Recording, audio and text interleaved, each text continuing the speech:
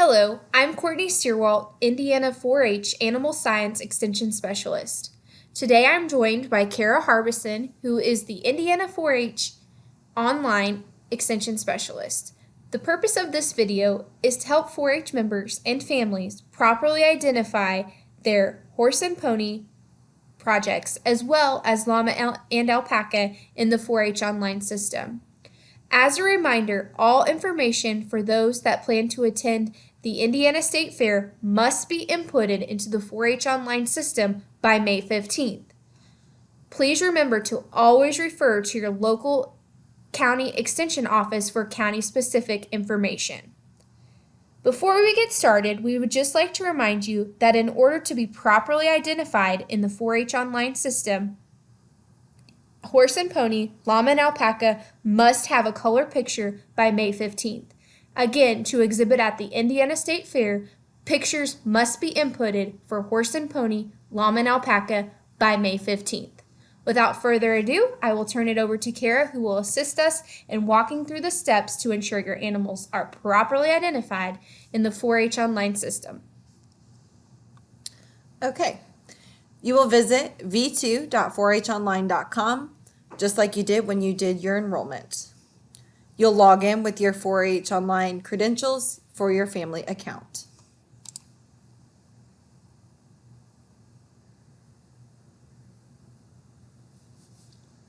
You will locate the member that you wish to sign up an animal for.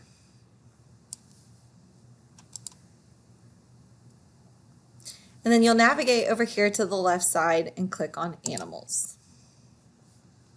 Any animals you have currently identified will be listed below here. But to add an animal, we'll click this blue button right here. Add new animal and select your animal type. This first example will do horse and pony.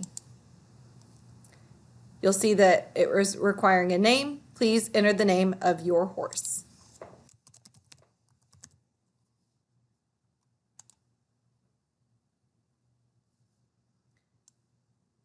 Please be sure to read through all the information in regards to what needs to be identified for horse and pony.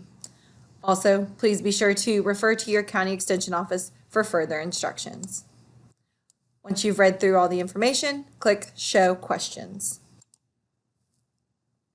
We'll scroll back up here to the top. You already placed the animal's name in here. Please choose an animal birth date.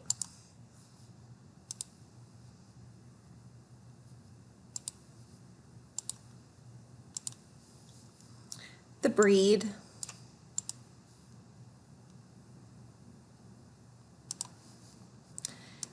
type in any colors and markings, place in height, remember that is in inches, owned or leased. If it is owned, put in the owner name, which is the child's name. If it was leased, obviously you would indicate that. And then animal's gender. Make sure you filled out all your required fields. Even if it is not required, please be sure to fill out the information entirely so if there's any discrepancies, we can properly identify that animal. We will now click Next. If that animal was leased, we do have an option to place an animal lease here. If you do not upload a lease, if this was an animal to be leased, make sure you at least turn in a copy of that lease to your Purdue Extension office. Vaccination form, you can also upload that here as well. And for both items, for both your lease form and vaccination form, again, please refer to your local extension office for information on whether you need to have that with you. For the Indiana State Fair, please make sure that you have your vaccination form on hand in case there are questions, and that way you'll have that ready. Keep that with your 4-H information. Kara's going to share another step here in a minute, and you can just keep that all in one folder and have it ready to go. So then down below, you will see that it is required to upload 2 photos. So we will pick out our pictures of our horse.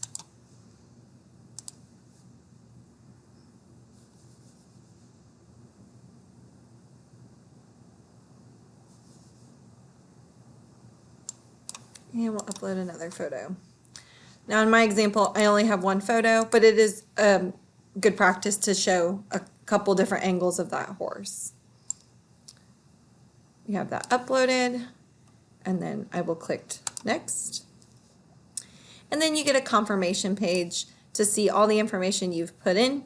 You can take a look at that, make sure everything's correct. If not, you can go back and change any information. If you're good to go, you can submit. Upon submission of your animal, you will receive an email notification to let you know that animal is now in active status. You can go back in at any time before the May 15th deadline and make any changes as needed. We will now go back to the Animals tab, and we can add another animal. We can edit anything here. If we need to add an animal for another member, we go back to the member list, find the next member to do that for.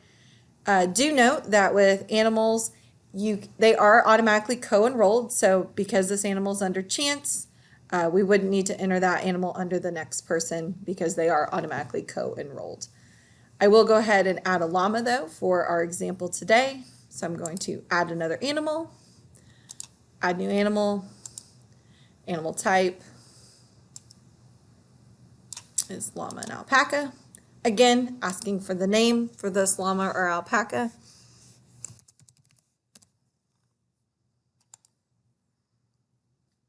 Again, be sure to read through all the information required for identification, show questions, colors and markings of this llama, if it's owned or leased,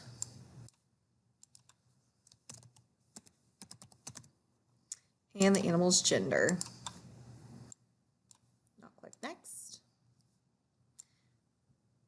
And here again, we have the pictures to upload that are required. And again, it's good practice to upload 2 separate photos to get different angles of that animal so we can help properly identify them. And again, you have a spot for an animal lease if that animal is leased. And again, too, be sure that you have a copy of that lease. If you're not going to upload it here, please be sure to turn that into your local extension office. We'll click next. Confirm that the animal's information is in here and correct, and we'll submit. Again, you will get another email notification after every animal is submitted to let you know that that animal is now active.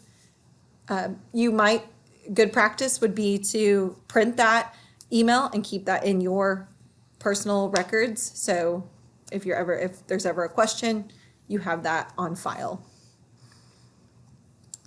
So we'll go back to the Animals tab. Again, we could add more animals at this time, or we could go back to another member to add more to those as well. As a reminder, again, the deadline is May 15th for all animal identification information to be uploaded to 4-H Online to the 4-H Online system. For additional questions, please contact your local extension office, and we wish you the best of luck in your project.